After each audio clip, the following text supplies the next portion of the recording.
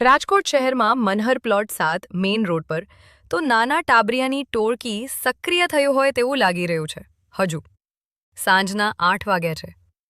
ટાબરિયા ટોળી ખિસ્સામાં માસ્ટર ચાવી લઈને નીકળી પડે છે. ભલે તેના માટે કોઈ કામનું હોય કે ના હોય, પણ વાહન માલિક ક્યારેક તેમાં પર્સ કે પૈસા રાખતા હોય, અથવા અગત્યના ડોક્યુમેન્ટ પણ હોઈ શકે છે. સીસીટીવી આવ્યા સામે. રિપોર્ટર પુષ્પા સિંધ.